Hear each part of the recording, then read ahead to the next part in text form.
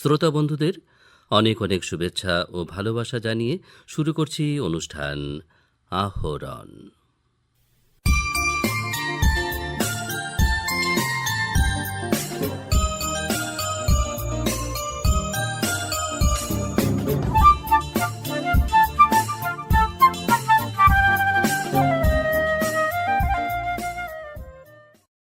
গ্রামীণ উন্নয়নের কথা মাথায় রেখে বিকশিত ভারত গ্যারান্টি ফর রোজগার অ্যান্ড আজীবিকা মিশন গ্রামীণ, সংক্ষেপে ভিবিজি রামজি প্রকল্প। এই প্রকল্পের মাধ্যমে যেমন ১০০ দিনের পরিবর্তে ১২৫ দিনের কর্মসংস্থান হবে, তেমনি গ্রামের উন্নয়নে বিভিন্ন ধরনের জনকল্যাণমুখী কাজ করা হবে।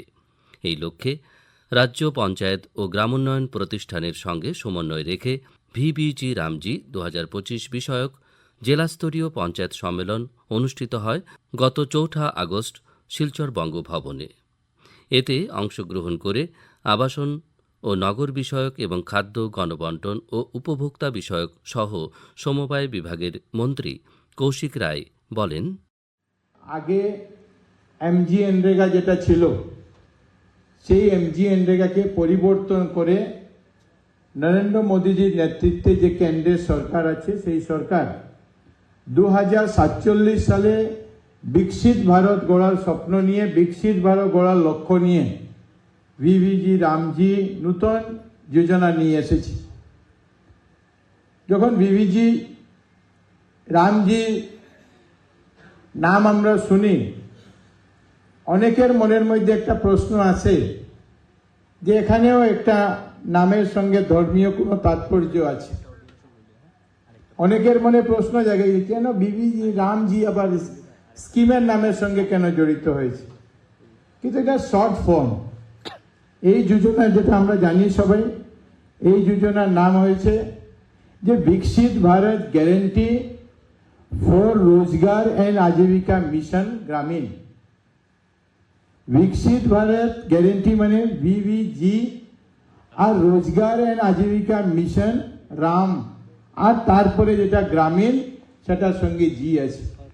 আর এই জন্য এটা পুরো নাম না বলে আমরা সবাই বলি ভিবিজি রামজি। আর এটা প্রয়োজনে তো এটার জন্যই ছিল যে আমরা যাতে আরো বেশি কাজের স্কোপ এটাতে আমরা বৃদ্ধি করতে পারি। এমজিএনরেগাতে যেটা ছিল, এমজিএনরেগার একটা আপগ্রেড ভার্সন হিসাবে, বা আমরা এটা বলতে পারি যে আপগ্রেড ভার্সন হিসাবে বলি, বা আরো বেশি স্কোপ যাতে আমরা এখানে করতে পারি, সেই উদ্দেশ্য নিয়ে মোদীজির নেতৃত্বে কেন্দ্র সরকার এই যোজনা নিয়ে এসেছে। আমাদের ইঞ্জিনিয়ার মহাশয় আপনাদের সম্মুখে বলেছেন, পিপিটিও আপনাদেরকে দেখানো হবে। আর এটা আপনারা দেখছেন যে এখানে যে ব্যাকড্রপ আমাদের এখানে তৈরি হয়েছে, বা আপনাদেরকে পিপিটির মাধ্যমে যেটা দেখানো হবে, যে মোদিজির লক্ষ্য হলো যে ২০৪৭ সালে ভারতবর্ষ যখন স্বাধীনতার ১০০ বছর আমরা পূর্ণ করব, সেই সময় ভারতবর্ষকে একটা পরিবর্তন জায়গায় আমরা নিয়ে যেতে পারি। ভারতবর্ষকে একটা উন্নত ভারতবর্ষ, এক বিকশিত ভারতবর্ষ, এক বৈভবশালী ভারতবর্ষ যাতে আমরা গড়ে তুলতে পারি। আর সেই লক্ষ্যে নরেন্দ্র মোদীজির যে লক্ষ্য, এই ভিবিজি রামজি নিয়ে এক উন্নত গ্রাম তৈরি করা লক্ষ্য নিয়ে কাজ করি নয়। এখানে যে চিন্তা ভাবনা আছে যে আমাদের প্রত্যেকটা গ্রামে এরকম আমাদের রাস্তা হোক, আমাদের এরকম হেলথ সার্ভিস হোক, আমাদের স্মার্ট স্কুল আমরা যাতে বানাতে পারি, এই প্রত্যেকটা স্কুলকে যাতে আমরা স্মার্ট স্কুল বানাতে পারি, প্রত্যেকটা জায়গায় যাতে আমরা ভালো ফরেস্টেশনের ব্যবস্থা করতে পারি, গ্রিনারির ব্যবস্থা আমরা করতে পারি, আমরা একটা ভালো আঙ্গনবাড়ি আমাদের এলাকাতে আমরা করতে পারি, এই একটা কনসেপ্ট নিয়ে এই নতুন যোজনা আনা হয়েছে। আমি যতটুকু জানি, এই যোজনা নিয়ে যতটুকু আমার কাছে ইনফরমেশন, আপনারা এই পিপিটির মাধ্যমে আপনারা ভালো বুঝতে পারবেন যে ২০২৫-২৬ সাল যখন ছিল, ২০২৫-২৬ যে লাস্ট ফাইন্যান্সিয়াল ইয়ার যেটা ছিল, এই ফাইন্যান্সিয়াল ইয়ারে প্রায় ৮৬ কোটি টাকা এই ভিবিজি রামজি আমাদের এমজিএনরেগার জন্য অ্যালটমেন্ট ছিল, বাজেট অ্যালোকেশন ছিল। কিন্তু এবার যখন ২৬-২৭ হয়েছে, এই ২৬-২৭ যে ফাইন্যান্সিয়াল ইয়ার এবার বাজেটে প্রায় ৯৬,০০০ কোটি টাকা এটার জন্য ভিবিজি রামজির জন্য বাজেট অ্যালোকেশন রাখা হয়েছে। এটা এবছর কম রাখা হয়েছে, আগামী এমজিএনরেগা থেকে বেশি আছে, কিন্তু এমজিএনরেগার প্রায় 30,000 কোটি টাকা এবছরও আছে, যেটা এবছর খরচ হবে। দুটা যদি আমরা মিলিয়ে দেখি তো প্রায় 1,16,17,000 কোটি টাকার কাজ বিবি রামজির অধীনে এবছর হবে, আর যেটা আগামী বছর অনেক বেশি হবে। আমাদের এমজিএনরেগাতে যেটা ব্যবস্থা ছিল যে 100 ডেজ গ্যারেন্টি কাজ দেওয়ার, এটাতে 125, এখানে 100 দিন ছিল, এখানে 125 দিন কাজের কর্মসংস্থানের ব্যবস্থা করা হয়েছে। এই যোজনার যদি মুখ্য উদ্দেশ্য আমরা ধরি, এই যোজনার মুখ্য উদ্দেশ্য যেটা আছে এর মধ্যে হলো জলের ব্যবস্থা করা, শুধু পানীয় জলের ব্যবস্থা নয়। আমরা যাতে রেইন ওয়াটার হারভেস্টিং থেকে শুরু করে, বর্ষার জল সংরক্ষণ থেকে শুরু করে, যাতে বর্ষার যে আমরা আজকের দিনে জানি যে পানীয় জলের সমস্যা হচ্ছে, আর তার সঙ্গে সঙ্গে আন্ডারগ্রাউন্ড লেভেলের যে আন্ডারগ্রাউন্ড যে জল, সেটারও যেটা সমস্যা ভবিষ্যতের জন্য তৈরি হচ্ছে। এই জন্য আমরা কিভাবে প্ল্যান্টেশন করে, আমরা কিভাবে আমাদের পঞ্চায়েতকে, আমাদের এলাকাকে গ্রিনারি করে, আমরা কিভাবে আমাদের যে এখানকার যে আমাদের বৃষ্টি যেটা হয় সেই রেইন যে বৃষ্টি, সেই বৃষ্টির জলকে আমরা কিভাবে সংরক্ষিত করতে পারি, এই জলের প্রত্যেকটা কাজ যাতে আমরা করতে পারি, সঙ্গে সঙ্গে গ্রামের ইনফ্রাস্ট্রাকচার আমরা তৈরি করতে পারি। আর এই গ্রামের ইনফ্রাস্ট্রাকচারের সঙ্গে সঙ্গে মানুষের যে কর্মসংস্থান, সেই কর্মসংস্থানের ব্যবস্থা আমরা করতে পারি, সেই লক্ষ্য রাখা হয়েছে। এই যে বিবি রামজি যোজনা, এই যোজনায় আমরা দেখেছি যে 90% কেন্দ্র সরকার দেবে, ফান্ড যেটা থাকবে 10% রাজ্য সরকার বহন করবে। আসামে যে ফান্ড আছে, আমাদের জন্য এটা সুবিধা অনেক সময় হয়। আমরা অনেক সময় দেখি যে বড় স্টেট, মধ্যপ্রদেশ হোক, রাজস্থান হোক, মহারাষ্ট্র হোক, উত্তরপ্রদেশ হোক, তারা যখন প্ল্যানিং করে যে 20,000 কোটি টাকার হয়তো তাদেরকে অ্যালোকেশন এসেছে, বা 10,000 কোটি টাকার অ্যালোকেশন তাদেরকে এসেছে, তাদের 40% দেওয়া মানে তাদের 4,000 কোটি টাকা দিতে হয়। আমরা যদি 10,000 কোটি টাকার কাজ করি, রাজ্য সরকারকে মাত্র 1,000 কোটি টাকা দিতে। এই জন্য ভবিষ্যতে এর মাধ্যমে নর্থ ইস্টের স্টেটে আমি মনে করি কাজ করার স্কোপ অনেক বেশি আছে, কারণ স্টেট শেয়ারটা কম লাগবে। আর এই জন্য আমরা অনেক সময় দেখি, এটাতে শুধু নয়, অনেক আছে। যেমন আমি এটা এই জন্যই বলছি যে আমি যে ডিপার্টমেন্টের মন্ত্রী হিসাবে আছি, দহুয়া department of housing and urban affair, যেটার মধ্যে একটা আছে অমৃত যোজনা আছে। অমৃত যোজনার লক্ষ্য হলো যে আরবানের জলের ব্যবস্থা করা, শহর অঞ্চলে জলের যে ব্যবস্থা, পানীয় জলের, সে পানীয় জলের ব্যবস্থা করা। এটাতেও নর্থ ইস্ট স্টেটের জন্য 10%, আর রেস্ট বাকি দেশের অন্য রাজ্যের জন্য 40% স্টেট শেয়ার। আমরা আমাদের যে কাজ, আমরা আমাদের কাজকে 100% প্রায় অমৃত 1-এর অধীনে আমরা কাজ শেষ করে দিয়েছি, অমৃত 2-র অধীনে আমরা কাজ প্রায় শেষ হওয়ার পথে আছি। এই জন্য আমরা আবার কয়েকদিনের মধ্যে কেন্দ্র সরকারের কাছে আরো ফান্ড চাইছি, যে আমাদেরকে অমৃত 3-র মাধ্যমে আমাদেরকে আরো ফান্ড দেওয়া হোক। কারণ কেন্দ্রের কাছে অনেকগুলি টাকা আছে, যে টাকাগুলি অন্য স্টেটের জন্য দেওয়া ছিল, কিন্তু স্টেট শেয়ার 40% থাকায় তারা সেই টাকাগুলিকে ইউটিলাইজ করতে পারছে না। এই জন্য এটাতে আমি মনে করি একটা ভালো স্কোপ আছে। শিলচর সিটি হেলথ কেয়ার সংস্থার 25 বছর পূর্তি হতে চলেছে। এ ব্যাপারে সংস্থা বিভিন্ন কার্যসূচি হাতে নিয়েছে। তারই অঙ্গ হিসেবে উদযাপনের প্রাক মুহূর্তে শনিবার ইটখোলা অ্যাথলেটিক ক্লাব কার্যালয়ে আয়োজিত অনুষ্ঠানে খেলোয়াড়দের হেলথ কেয়ার কার্ড ও জার্সি প্রদান করেছেন সিটি হেলথ কেয়ারের কর্মকর্তারা।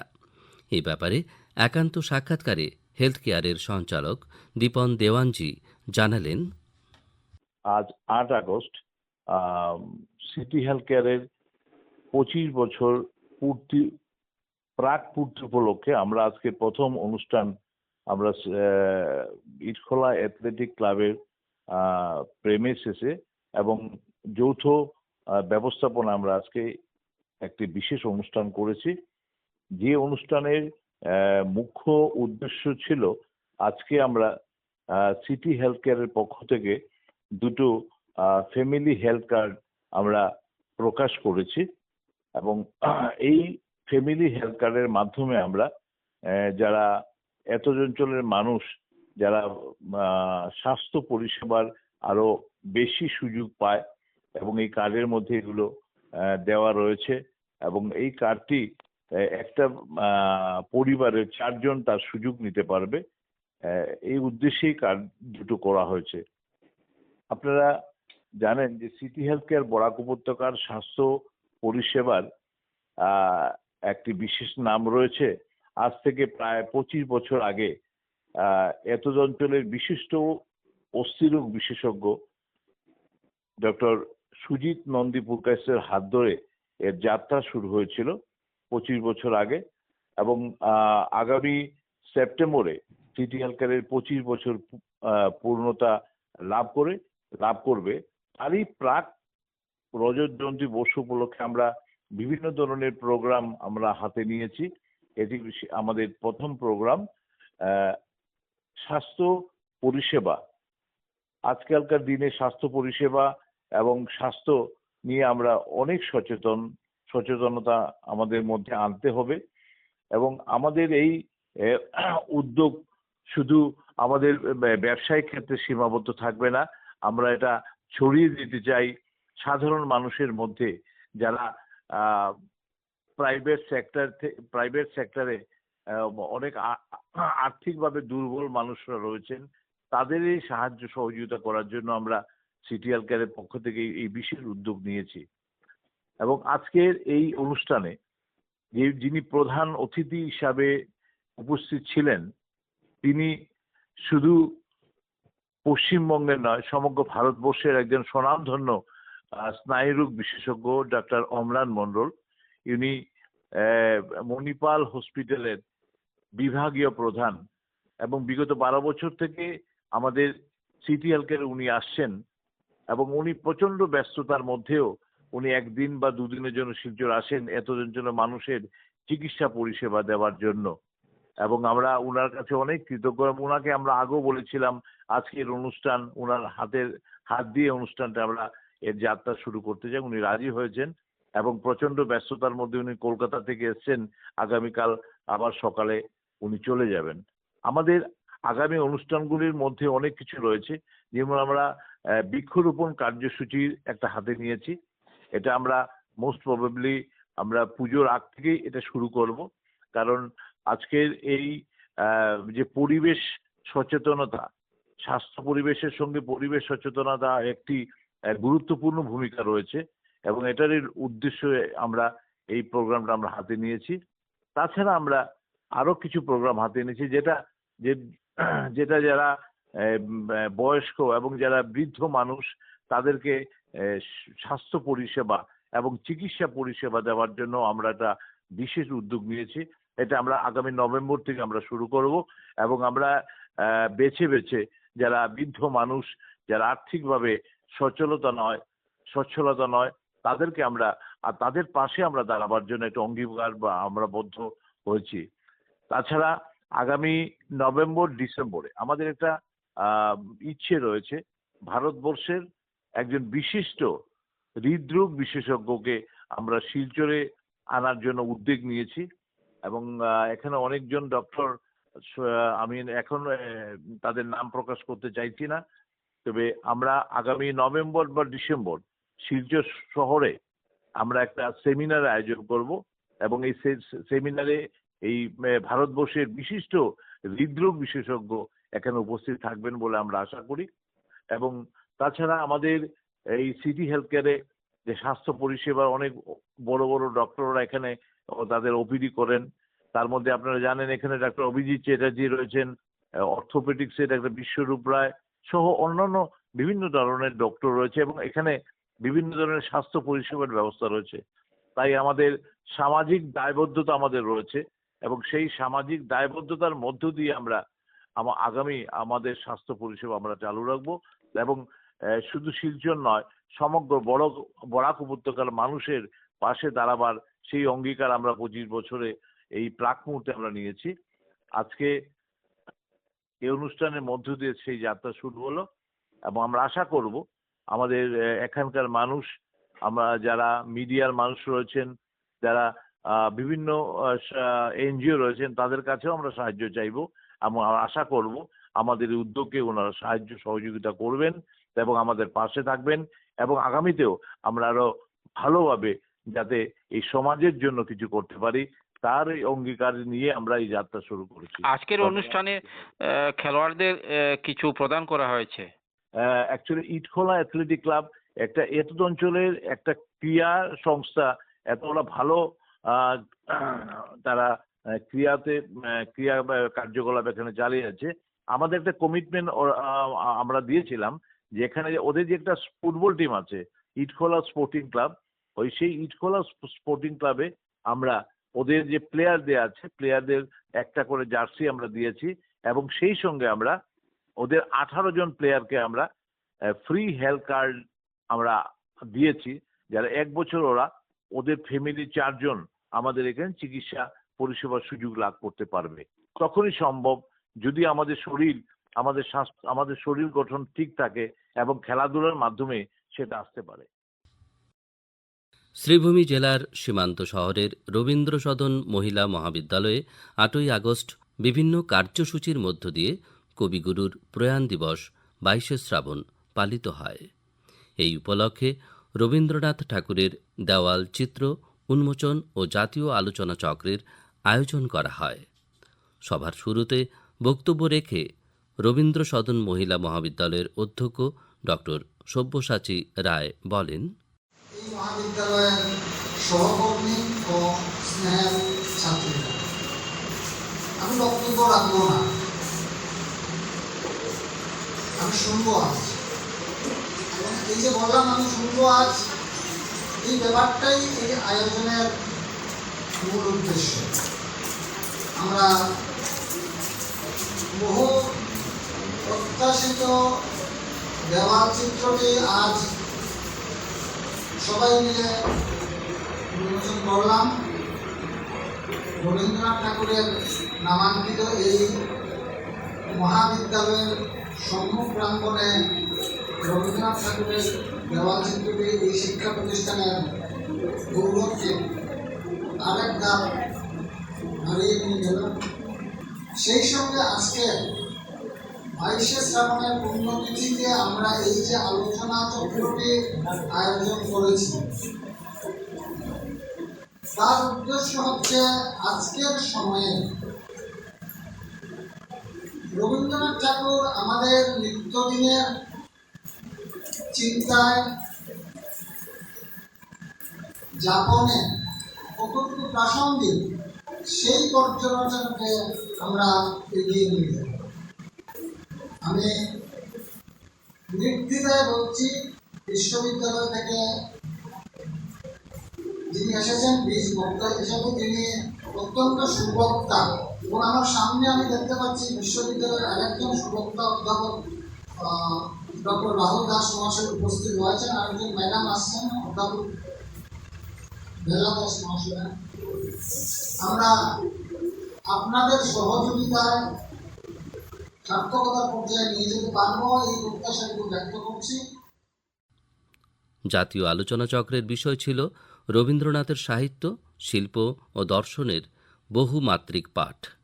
এ নিয়ে বক্তব্য রেখে আসাম বিশ্ববিদ্যালয়ের বাংলা বিভাগের অধ্যাপক ডক্টর দেবাশিস ভট্টাচার্য বলেন, 20 শতকের শেষ ভাগ থেকে রবীন্দ্র গবেষণার কেন্দ্র ধীরে লয়ে পরিবর্তিত হতে থাকে। তার ইতিহাস, রাষ্ট্রচিন্তা, শিক্ষাদর্শ, সমাজ ভাবনা, পরিবেশ ভাবনা, এছাড়াও আন্তর্জাতিক সম্পর্ক, জাতীয়তাবাদ, মানবাধিকার এবং টেকসই উন্নয়ন বা সাস্টেনেবল ডেভেলপমেন্টের বিকল্প মডেল, এই সমস্ত দৃষ্টিভঙ্গি থেকে রবীন্দ্র রচনা পুনর্মূল্যায়ন শুরু হয়। এক্ষেত্রে গুরুত্বপূর্ণ কাজটি করেন বিশ্বভারতী কর্তৃপক্ষ।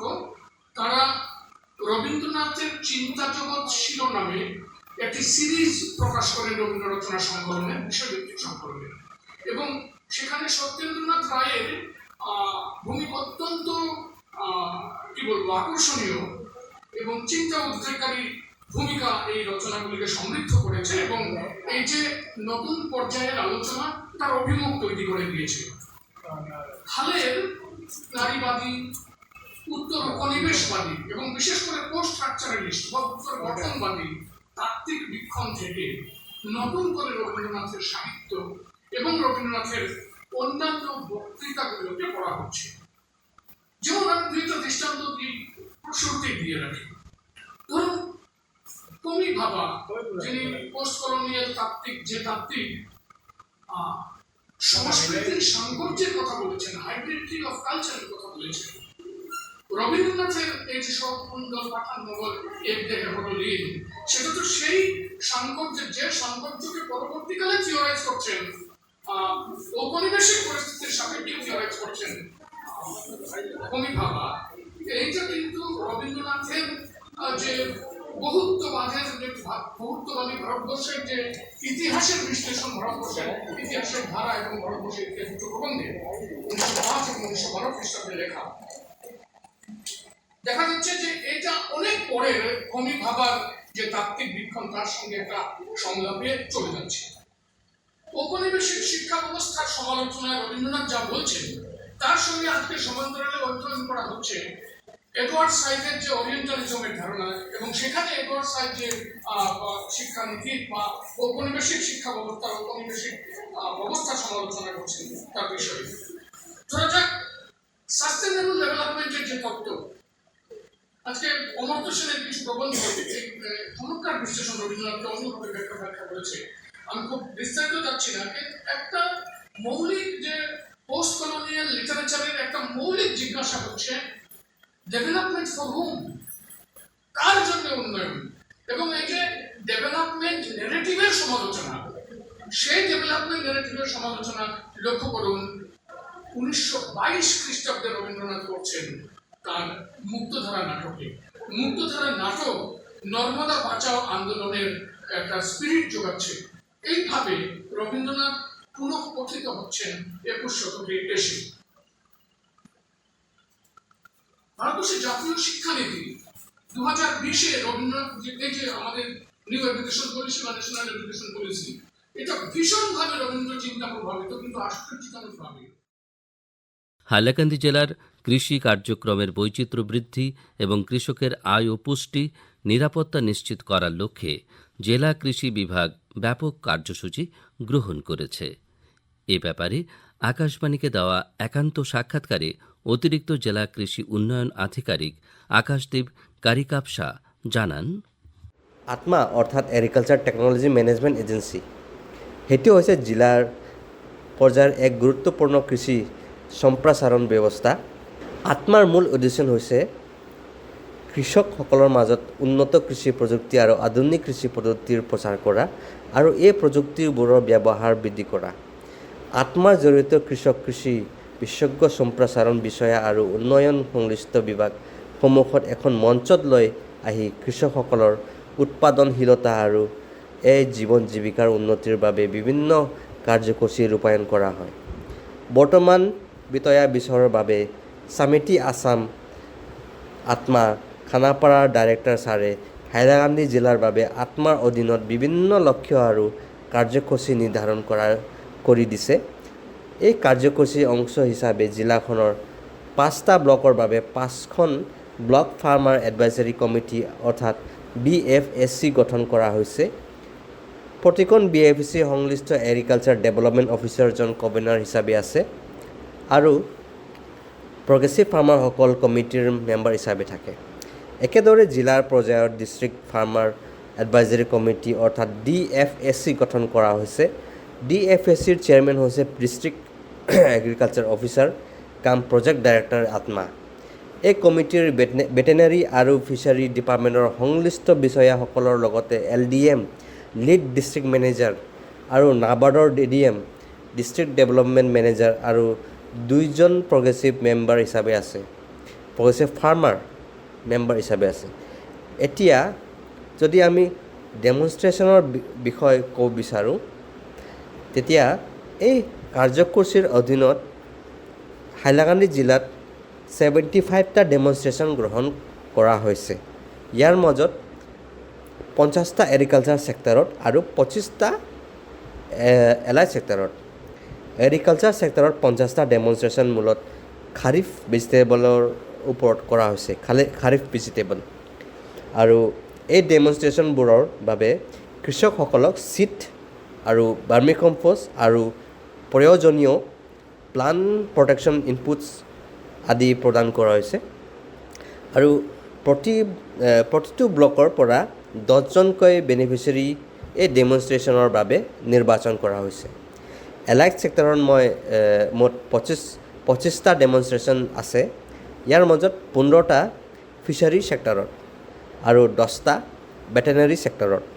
ফিচাৰী ডিপাৰ্টমেণ্টৰ সহায়ক নিৰ্বাচিত বেনিফিচিয়াৰীসকলক ফিছ ফিংগাৰলিংছ আৰু ফিছ ফিড আদি প্ৰয়োজনীয় ইনপুট প্ৰদান কৰা হৈছে। আনহাতে ভেটেনেৰী ছেক্টৰৰ অধীনত বেনিফিচিয়াৰীসকলক খাকী কেম্বেল ডাকলিং লগতে ষ্টাৰ্টাৰ ফিডছ বা ভিটামিনছ আৰু অন্যান্য প্ৰয়োজনীয় ইনপুট প্ৰদান কৰা হৈছে। আৰু এই ডেমনষ্ট্ৰেশ্যনবোৰ ৰূপায়ণ কৰাৰ পিছত এগ্ৰিকালচাৰ টেকন'লজি মেনেজাৰ অৰ্থাৎ ATM সকলে বেনিফিচিয়াৰী আৰু ডেমনষ্ট্ৰেশ্যন প্লটসমূহৰ কৃষি মেপিঙৰ কাম সম্পূৰ্ণ কৰি আছে বৰ্তমান। ইয়াৰ ফলত ডেমনষ্ট্ৰেশ্যন প্লটবোৰৰ সঠিক স্থান, বৰ্তমান স্থিতি আৰু অগ্ৰগতি সহজে নথিভুক্ত আৰু নিৰীক্ষণ কৰিব পৰা যায়। মই আনন্দিত যে BFEC আৰু DFEC গঠন কৰাৰ লগতে লক্ষ্য নিৰ্ধাৰিত ডেমনষ্ট্ৰেশ্যনবোৰক ৰূপায়ণৰ কামৰ সম্পূৰ্ণ হৈছে আৰু বৰ্তমান হাইলাকান্দি জিলাত কৃষি মেপিঙৰ কাম চলি আছে। শেষত আত্মাৰ এই কাৰ্যসূচীবোৰৰ জৰিয়তে আমাৰ মূল লক্ষ্য হৈছে কৃষি সম্প্ৰসাৰণ ব্যৱস্থা অধিক শক্তিশালী কৰা, কৃষকসকলৰ মাজত উন্নতি প্ৰযুক্তি আৰু আধুনিক কৃষি পদ্ধতিৰ প্ৰচাৰ ঘটোৱা আৰু শেষত কৃষকৰ উৎপাদনশীলতা আৰু বৃদ্ধি কৰি তেওঁলোকৰ জীৱন জীৱিকাৰ উন্নতি সাধন কৰা।